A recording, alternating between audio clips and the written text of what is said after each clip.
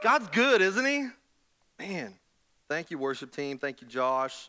That was great. Well, if I haven't had a chance to meet you, my name is Jake Johnson. I'm the lead pastor here at Manna Church, and we're glad that you're worshiping with us today. I am glad that you've joined us in this series. We're kind of modeling this after the way that Jesus communicated, because Jesus liked to tell stories. He liked to talk in parables. He would give us examples of things that we understood in regular everyday life, and he would say things like, the kingdom of heaven is like this. So he wasn't trying to teach us about the thing, he was trying to teach us about the kingdom. Like in Matthew 13, it says he put a parable before them. He said, the kingdom of heaven is like a grain of mustard seed. Now, the kingdom of heaven is not a seed, right? Literally, he's saying it's like that. It's a metaphor. That was a grain of mustard seed that a man took and sowed in his field. It's the smallest of seeds, but when it's grown, it's larger than all the garden plants and becomes a tree so that the birds of the air come and make a nest in his branches. He's talking about how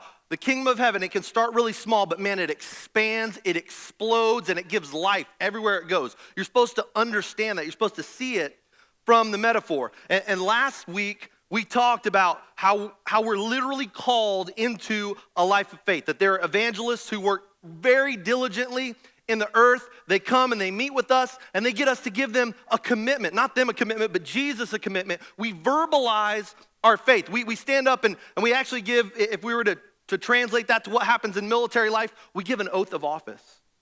We verbalize it. It's public. We share it. So we talked about that. And there are just striking similarities between some of the things that I saw happen in the military and some of the things that happen in faith. But see, after you take the oath of office, that's just the start.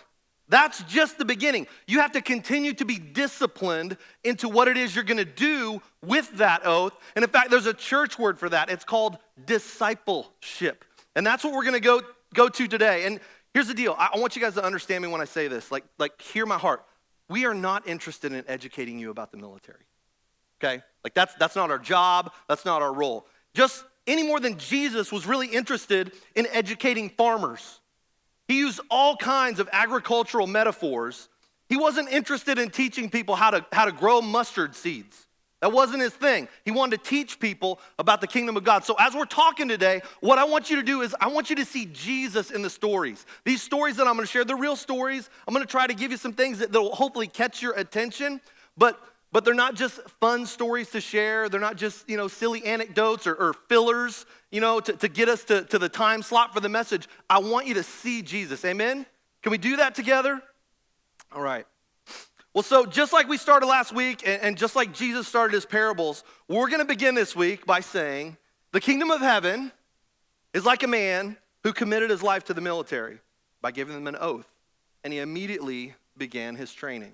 And that man was me. I was 18. I knew almost nothing about the military other than what I'd seen on TV, and most of that was grossly exaggerated or wrong. And I'm going to tell you that this part of the military career was the most dynamic and exciting. Apart from combat, it was the most dynamic and exciting. It was the most challenging part. And this was a time where everything was fresh and new. You just sort of made that oath. You just sort of got in. And they deliberately put you in a place where you have an opportunity to experience a growth spurt, where you start off, you verbalize your commitment, and then they want you to have this big growth spurt. Your sleep is managed, your free time is managed, what you put in your body is managed, and you learn so many things. Every single day, you're learning something new. Like we would go from how to make our bed to PT, to how to sail a ship, to how to tie knots, to military history, to ethics, to how to shine our shoes, and back and forth and back and forth. We're learning all kinds of new things. But it was dynamic, and it was also deliberate and foundational for what we would experience down the road in our military careers. And I remember they were always concerned with our eyes. In fact, they had this statement that they would say, keep your eyes in the boat. They would always tell the plebes the freshmen at the academy specifically, they'd say, keep your eyes in the boat. And what that meant was, when you're standing there at attention, that your eyes are straight ahead. You're not looking down, you're not looking up, you're not looking left, you're not looking right. Your eyes are in the boat. And in fact, they would, when they wanted your attention, the detailer would be walking down the hall, and he'd have all the midshipmen lined up on both the bulkheads. Those are walls for people who are not in the military. They're on the bulkheads, and they'd walk down the hall, and they'd say, eyes. And everybody would turn their heads to them immediately and say, snap, sir. And their eyes fixed on the guy who said eyes. He wants your eyes now. And then he would say, boat. And you'd turn your eyes back and you would look back ahead again. It was super, super deliberate. It was all chaotic. There was tons of chaos. We had dozens of senior instructors. They're constantly yelling at us. They're giving us orders to follow. They're correcting us. And I'll never forget what my lead detailer said to me. His name was second class Lunsford. And this is what he said to us. And I didn't believe him when he first said it, but he would walk down the hall, eyeballs, snap, sir. It's like, you know what, you guys, you have the easiest job in the world. I'm like, dude, you have no idea. Are you kidding me? You have the easiest job in the world. All you have to do is what you're told. All you have to do is what you're told. Easiest job in the world. I didn't agree with him, but as I matured, I realized what he was trying to communicate. What he was saying is, all you have to do is trust us. That's it. You have to trust the people who are leading you. That's what you need to do. And where we have been leading you, we've been there, and you can make it. You got to follow our voice. You got to follow our example. You got to get into the habit of going where we lead you, and it's way, way easier than making decisions. Parents, you know that this is true.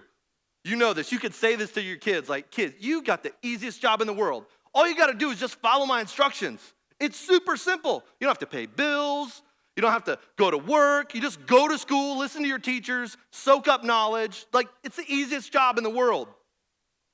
And in the midst of all the chaos, it seemed like they were always asking more of us than what we were capable of delivering. The standards they set on the first day, I remember they seemed insurmountable. 5:15 in the morning, they turn the lights on, throw this metal trash can down the hall so it clangs, bang, bang, bang, bang, bang. They're like, everybody up, get out of bed, get out of bed, get out of bed. And everybody's like, what in the world is going on? Because you're exhausted from the first day already. And so you wake up and you're trying to, get your shoes, where are your shoes? Don't put your shoes on, get out in the hall. Where's your shirt? Don't put your shirt on, get out in the hall. 3, 2, 1, you're done, you're done. And everybody just stops. And they're like, okay, you got 30 seconds to go back to your room. I want you to grab all of your bedding and come back out on the bulkhead. So we do it, 30 seconds, it's chaos. We grab all our stuff, come back out. And they're like, all right, you've got 5 minutes now. I'm gonna give you 5 minutes to go back into your room, which you share with 3 other people. You have 5 minutes. I want you to go back in your room, make your racks with hospital corners. And they had all these specifications for your racks. I mean, your pillows had to have a smile in them. It was ridiculous. Make your racks. I want you to shave. I want you to brush your teeth. And you need to read 3 articles from the newspaper that we provided you. And you need to be able to speak for 2 minutes on a world, a national, and a sports article. You have 5 minutes. Ready? Go. And of course, we failed miserably. Like miserably, we failed. And then the second day, they did it again. And we failed miserably again. The third day, we got a little bit closer. The fourth day, tiny bit closer. But by day 5, something happened. By day 5, we actually started to work as a team. And we actually started to figure things out a little bit. And it was like this growth spurt happened. And we were able to make the time hacks. And we were so excited, like we did it. They had trained us to get there. And we reached this new level. And the thing was, they helped us find a way to manage the chaos and get to the goal that they were trying to lead us to. And they had us do things that were just so habitual. We would do them over and over and over again. Like when I got to TBS, they have you take your weapon apart and put it back together. So that way you can do it in the dark. You can do it in your sleep. You just know how to do it until you reach a new level. I'll never forget one of the training periods that I participated in. It was my junior year at Navy. And I wasn't sure if I was going to be a Marine or I was going to be a Navy pilot. I was like, man, Tom Cruise is super cool, but those Marine uniforms, those guys, like, man, they just look sharp. So I didn't know what I was going to be. So during the summer, you get about half your summer off, and half the summer, you get a pick to go be with an operational unit. And so I decided I want to go be with Force Reconnaissance Marines, which are like the special forces of the Marine Corps. And so we go to Camp Pendleton, we're in the base theater, and I'll remember there were 100 of us there, and we're all going to different units, and these 2 lieutenants walk down the hallway just like this. They walk in, they're like, hey, who are the 2 idiots that decide they want to be with Force Recon? And me and this other guy sheepishly raise our hand. He's like, all right, let's go, get your trash, let's go. We grab our bags, We follow him to the base pool. My camis were so nice. That was back when you pressed and starched your camis. You could cut yourself on my camis because they were so starched. They were nice. He's like, okay, here's a weapon, brand new M4, never been fired. Here's a weapon, get in the pool. Like, you want me to change? No, get in the pool. Jump in the pool immediately. Have to do like a swim test to make sure that we're not going to die because I had no idea what we were going to do. Then they took me to another area that was near the ocean. They gave me 5 days worth of food. They made sure I had a change of camis, a change of boots. They gave me a 15-pound radio and a bunch of batteries, and they gave me an op order. They're like, okay, this is your mission. You're going to do this. You're going to do this. You're going to do this. Then we proceeded to get on these small boats. They're called rib boats, rigid hull inflatable boats. And they drive us 1.5 miles out into the ocean. It's about 10:30 at night, so it's pitch black. And they dump us with fins. And again, I'm just a midshipman, okay? I'm not a force recon Marine. They dump us out in the middle of the ocean, about 1.5 miles out, and we are with this team. We're with the squad, and we spend the next week like sneaking around the training area, trying to do a pretend field op. Somehow I made it to shore. Pitch black. We get all changed over. We do the field op, which was exhausting. I mean, we slept one day in poison ivy, which I am terribly allergic to. So my whole body is just a mess. I was exhausted. I was like hallucinating by the end of the field op. But when it was over, we got the weekend off. We got a little bit of rest. Monday morning, we report to the base pool. And when we get to the pool, they're like, okay, we're going to warm up. We're in full camis. Like, you're going to warm up. You're going to do a run, swim, run. We run 3.2 miles in full camis. You get back to the pool, and they do a 1,000-meter strip swim, which is you swim 200 meters and take one item off. You swim another 2 meters, and you take another item off. Another 200 meters. You do that the whole way, and then you get back out of the pool, put your boots back on, and run another 3.2 miles. And you got to do it in 72 minutes. If you don't do it in 72 minutes, you fail. And they said that was the warm-up. I'm like, oh, Lord.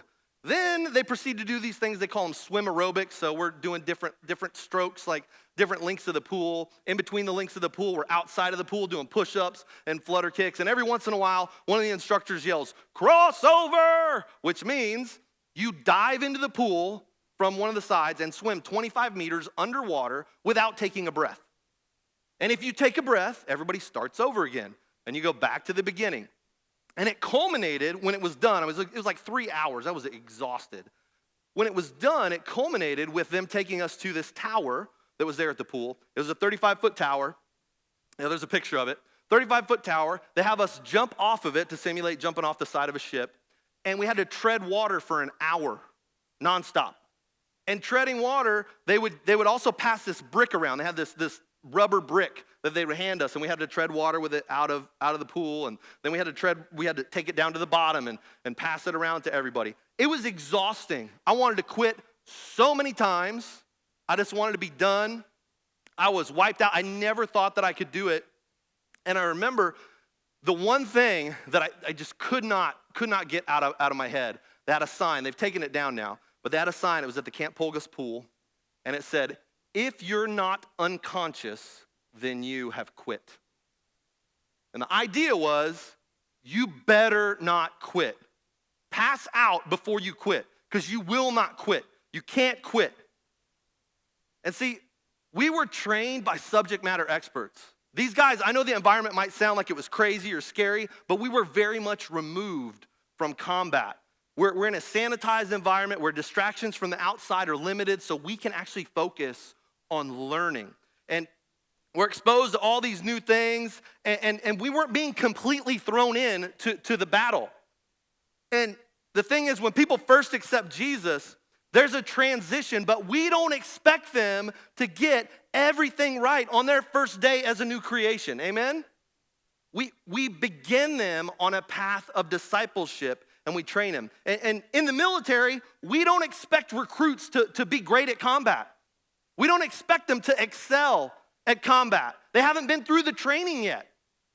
But isn't it funny, though, in church, when someone accepts Jesus, very often we expect every aspect of their life to be immediately perfect.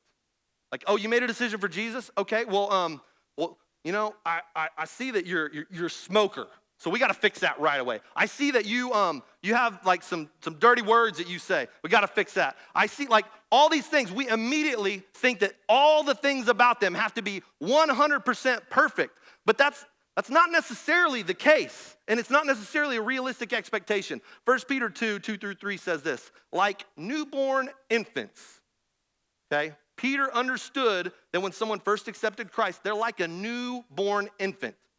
Long for the pure spiritual milk, that by it you may grow up into salvation, if indeed you have tasted that the Lord is good. See, when we have somebody who's a brand new believer, just like when we have somebody who's a new recruit, we need to handle them a certain way. We got to give them time. We need to provide them with instructors. We want to explain expectations to them, not just expect that they know all the expectations. It's not a big secret. We can't grade them on something that we haven't even told them about. They don't know. I saw a baptism video, and it was so funny. This pastor has this guy up on stage, and it was like a live baptism, and he's like, so why do you want to be baptized? And the guy's like, because I don't want to be a blankety blank anymore. And the pastor was like, okay, baptizes him. Here's the deal. That is as real as it gets, y'all. Like, that's just as real. He wasn't trying to be, you could tell he wasn't trying to be crass. He wasn't trying to make a show. He was just being like, I know that this is how I would have described myself. So I want to be different. And they baptized him. I'm sure that guy's life is totally different now. But they didn't say, hold on, you just said a potty word. We can't baptize you. Get him out the water. We got to get him saved again. That's not the way to look at it. We align rank with responsibility. That guy probably wasn't preaching the next week. He probably wasn't leading, right? You give him some time to grow up and mature before you throw a ton of responsibility on him. Oh, you just got saved last week? Great. Let's get you to be a small group leader right now. Like, that's ridiculous, y'all. We shouldn't do that to people. The initial training that we have is basic. We don't do a lot of differentiation of skills. It's homogenous as well. And what I mean by that is, it's like first step. We expect everybody to go through first step. You should go through first step. You learn the 9 healthy habits of every believer, every single believer, no matter how you're built, no matter if you're more emotive or you're more quiet, no matter if you're a creative person or you're intellectual, we should all have those 9 healthy habits. That's what first step's about. It's homogenous for everybody. They should get that. And what we're trying to do is build a foundation for them to build a life off of in the future. Proverbs 22:6 says this, train up a child in the way that he should go, even when he's old, he won't depart from it. Those things you learn at the initial point where you're starting to mature, they are so important, and you're going to cling to them for the rest of your life. One of the things that people oftentimes say about churches when they communicate this way is they say, well, you know what? You're just shallow. Like, y'all are just shallow. And I think that's a really reductive way of looking at the church. And the way that I would say it here is that we are, in fact, very deep, but we have a shallow end. So when people first come to Jesus, we don't chuck them in the deep end like John Wayne teaching somebody how to swim. Some of you know that reference. Like, we don't just throw them in the water and say, well, you'll figure it out. We say, like, come on in. Like, we'll let you experience some of this, and we'll help you move to the deep end as you grow. So part of training, part of that equipping is convincing you that you can actually make it in the deep end. That you can actually make this thing of faith that you're called into. Like, it's almost overwhelming to consider following God in a new way when you are used to living a worldly life. It seems like such a dramatic change. There may be just no way you can comprehend that you can make it. And you might just be so used to having a bad mouth and saying things that really you shouldn't say. You might have a completely alternate perspective of sexuality and healthy relationships compared to what God does. And you need to have that transformed. You might be spending your money in ways you want to, and you haven't conformed it to the way that God wants you to spend it. Or you might be indulging in food or drink in unhealthy ways, and you haven't aligned that with the way that God wants you to honor your body. But see, training, or as we would say here at Manna Church, equipping, it helps you realize that it is possible. And I'm going to tell you this. You don't want to wait until combat to realize that you can't swim a mile and a half. You don't want to wait until you're thrown in to the point of temptation to realize, like, I need to be equipped a little bit more because this is kind of challenging. You learn it during training. You learn those things, and then you You have some test runs almost. And just like my trainers, they give us challenges and exercises to overcome so we would develop confidence, we develop competence as well. God actually does the same thing. I don't think that it's in our notes, but I'm going to read you this passage. So when the Hebrew people came out of Egypt, they had to fight a lot of bad guys. And then that whole generation died. And it actually said that God left some bad guys in the nation, the area that they occupied, to give them something to train on. It's super interesting. Chapter 3, verse 1 through 3, it says, "Now these are the nations that the Lord left to test or train Israel by them. That is, all in Israel who had not experienced all the wars in Canaan. It was only in order, this is a purpose, it was only in order that the generations of the people of Israel might know war, to teach war to those who had not known it before." God knew that there were going to be battles that they were going to face, and so he specifically left some like low-level bad guys for them to be able to fight, because he knew that they needed to learn how to fight. It was essential for their equipping and their growth as a nation. And the thing is, God doesn't want to see you deliberately fail. That's not what he wants. He wants to see you win. And he's going to help you get through the temptation of overcoming sin. 1 Corinthians 10:13, it says this. It outlines this idea so perfectly. It says, "No temptation has taken you that is not common to man. God is faithful." That's who our God is. He is faithful. "And he will not let you be tempted beyond your ability." Your ability grows and changes. So God's not going to give you a bad guy or a temptation that is beyond your ability. But with the temptation, he will also provide a way of escape that you may be able to endure it. God's going to give you everything for every single training exercise, every single battle you face. He's going to make sure that you have all the tools and that you are capable. So if you're getting tempted and you're like, "Man, it's just too hard for me, I can't do it," that's a lie from the pit of hell. You can. He has given you everything to be able to overcome that. And the temptations that you face, they should prepare you for even bigger ones in your future. Your capacity should be growing. Like maybe when you first come to Christ, you cannot be around somebody who is drinking a beer, or else you're going to pound 5 or 6 of them. You're going to be hammered.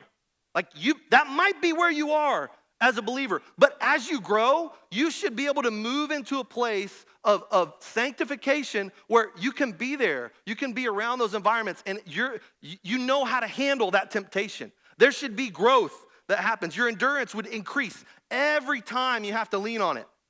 Romans 15:4 says, "Whatever was written in former days was written for our instruction, that through endurance and through the encouragement of the scriptures we might have hope." So sometimes we see what other people have done, and we see, oh, that's how they did it. They endured it.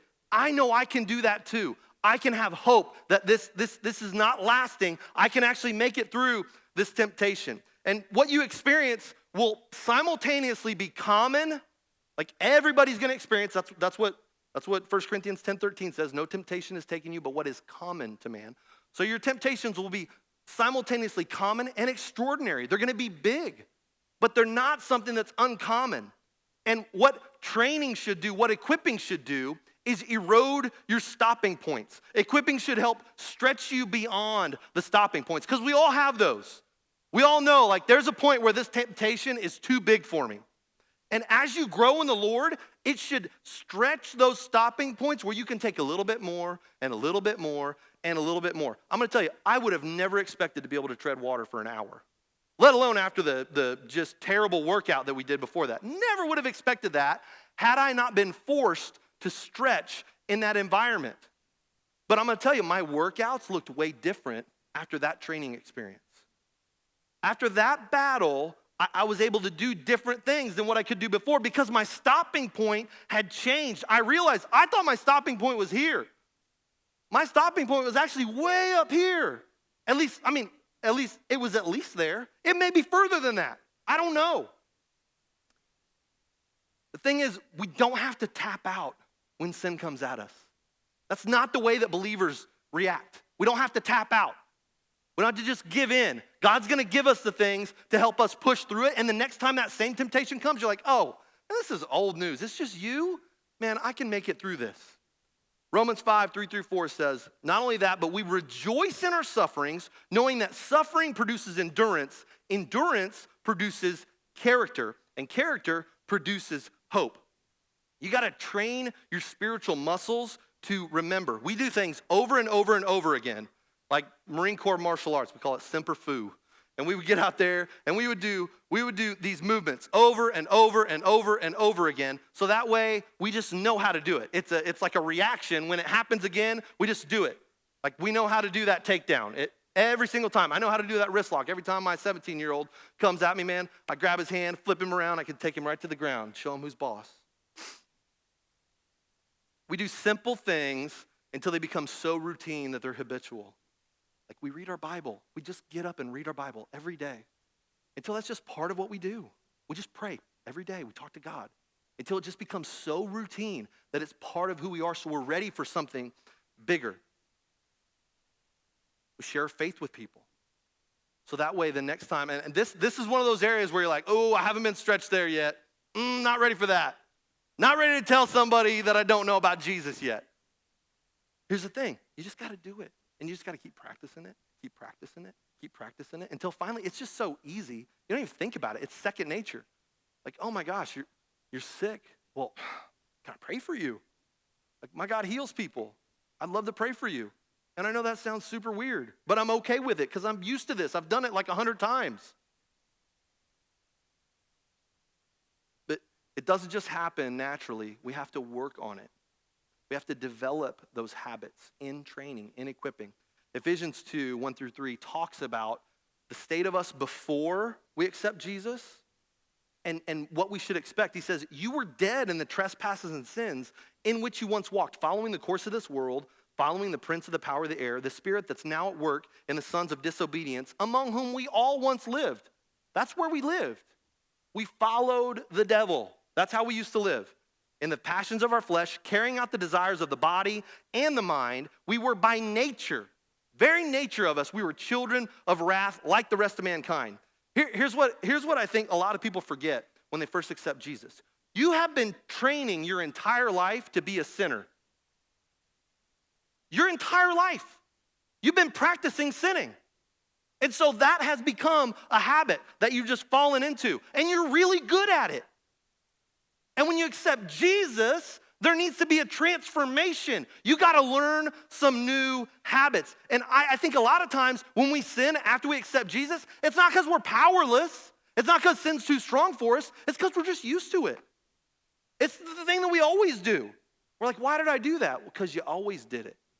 But you got to change. You got to transform. And actually, some of it has to do with physiology.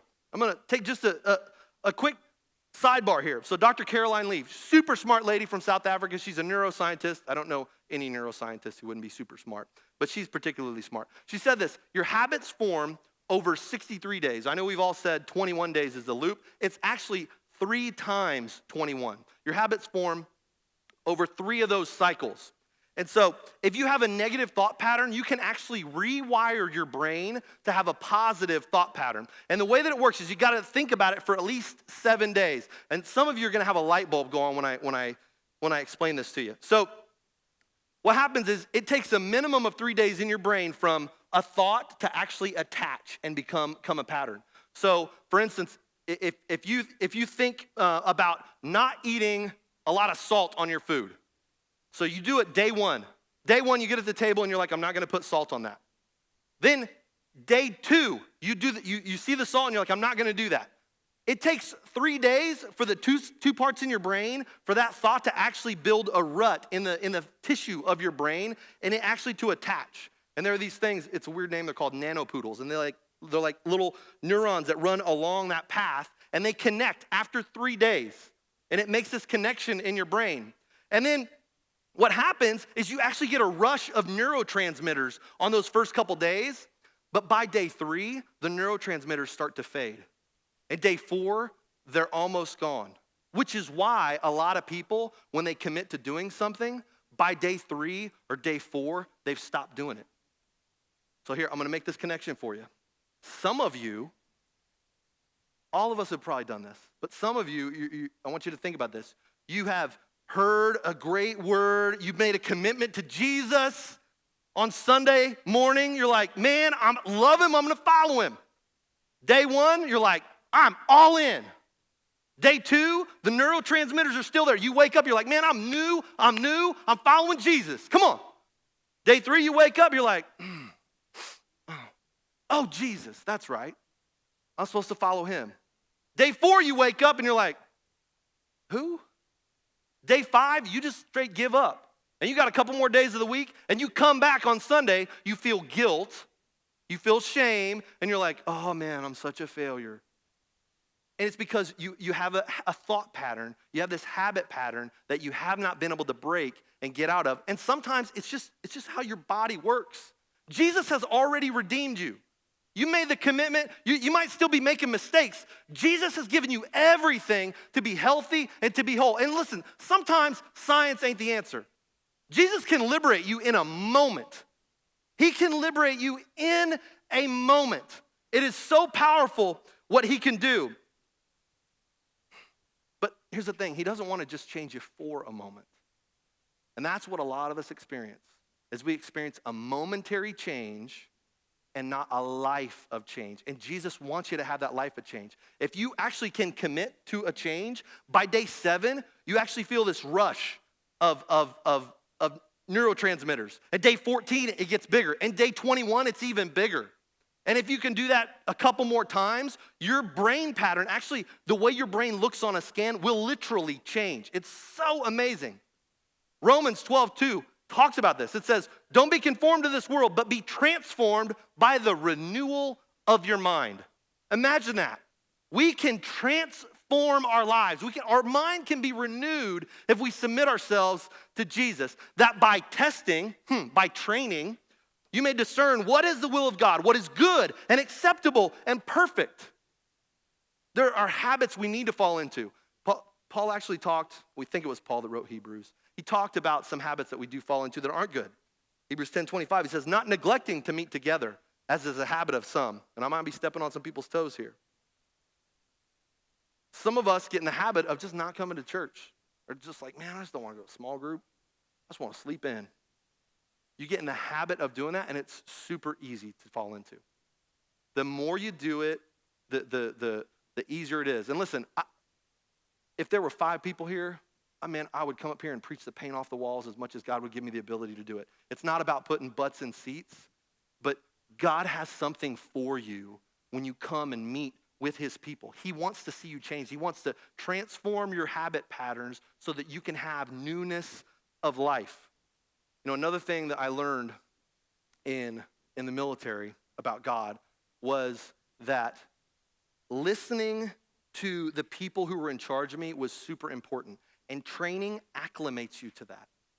Training actually teaches you how to hear the voice of your officers, your NCOs, your staff NCOs, because when the bullets are flying, you don't have time to decide if it's a good idea or not. You need to just respond.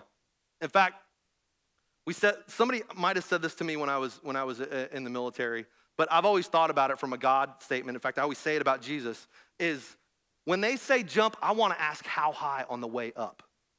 Like when God tells me to jump, I don't want to be thinking, well, do I really want to jump or not?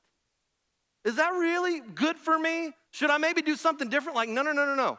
When Jesus says jump, I'm like, okay, where am I? Let's go. I'm jumping. What am I going to do? I don't want to question it. And training helps us recognize and respond to the voice of our shepherd.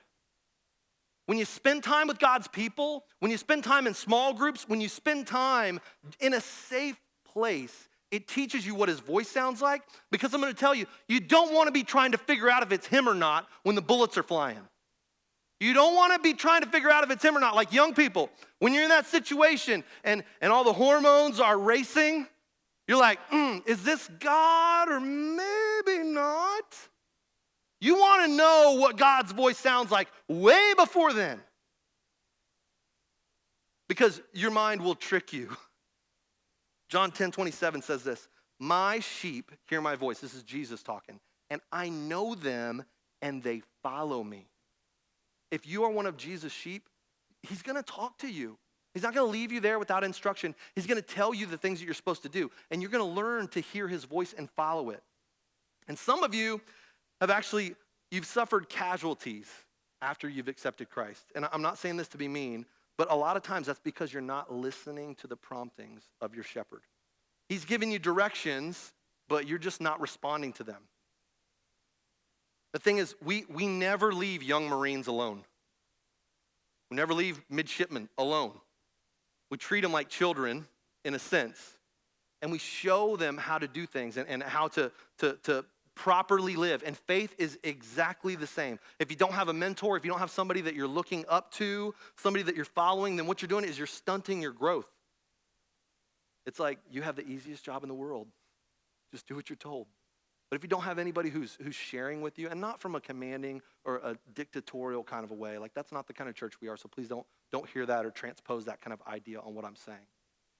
But people who love you, who have the best in mind for you, they're going to tell you things, they're going to challenge you, and you need to have those voices in your life. There's this whole idea of us being okay saying, follow me as I follow Jesus.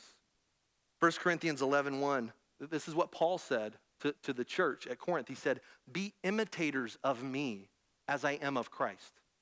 Paul was telling them, like, guys, I'm going to follow Jesus. I'm running hard after him, and follow me as I do that. And we're going to end up in the same spot. He wasn't afraid to tell people, I've been down the roads that you're going to walk. I've learned where the potholes are. I've learned where the turns are. I know how to make it, so let me help you.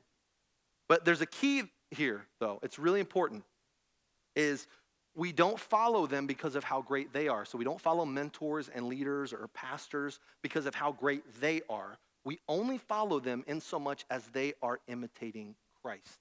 So that verse says, be imitators of me as I am of Christ. So if someone's not following Jesus, do not follow that person. But you got to know the word in order to be able to discern that. You got to know Jesus' voice in order to be able to discern that. Ephesians 5:1 says it this way. It says, be imitators of God as beloved children. You notice how kids kind of do that? My kids do it. Like, I get silly around the house sometimes. I'll say like silly jokes or silly voices. And my kids, they imitate me all the time. That's what children do, is they imitate their fathers. If you're a child of God, you should be imitating him.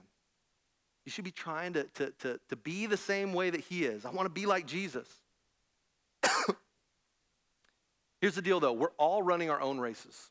We're not expected to look exactly like each other or progress at exactly the same rate as other people. Some people are going to be changed in a moment, and they're going to have just ridiculous freedom. That's their journey that God has them on. And some of us, it's going to be a little bit more challenging, a little bit more grueling. You're going to take maybe some baby steps before you take giant leaps. That's okay. The deal is, though, progression is an expectation. You are expected to progress. Ephesians 4:28, Paul talked about this. He was talking to people in the church. He's like, hey, if you're a thief, you shouldn't steal anymore.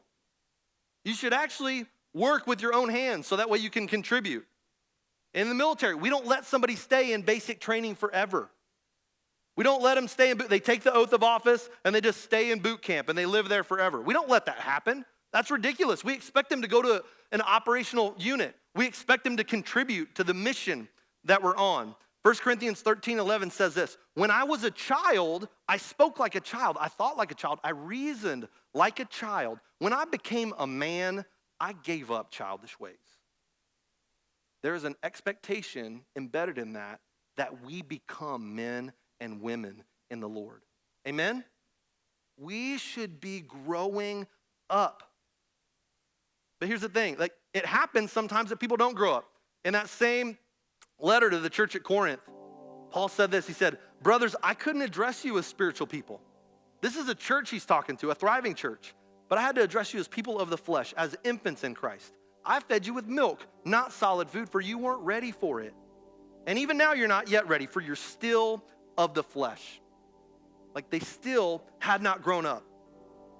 We don't necessarily give new recruits a lot of responsibility in the military, but they're expected to progress and move. I want you to think about it this way. You guys, I tease my 17-year-old, my oldest, the bass player up here. Imagine if he got up here and he still had a pacifier. Y'all would think that was weird, wouldn't you? Come on, it's okay. That would be silly, right? You'd be like, oh, there's something wrong with him. He's got a passy. Or worse, if he wore a diaper. Come on, it's funny to think about. But if you had a grown man wearing a diaper, still making all kinds of messes, you would be like, there's something wrong with this picture. Here's the deal though. How many of us made the commitment to follow Jesus? We verbalized it and we have never progressed. We have never got the passy out of our mouth. You're still drinking milk. You haven't progressed to solid food yet. There's an expectation that we grow as we follow Jesus. So as we close, I just want to ask you that. Again, we talked week 1, we accept Jesus. We make that commitment. Week 2, immediately after that, we start to grow.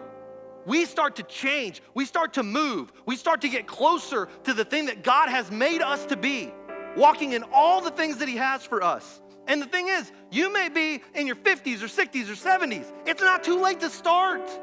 It's never too late to start.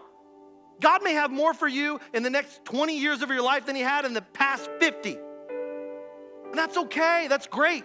Don't not start growing because you feel like, well, I've done it this long. I guess I'm just going to keep going that way. Are you hungry for a growth spurt? Are we hungry for a growth spurt, church? Doesn't sound like we are. Are we hungry to grow?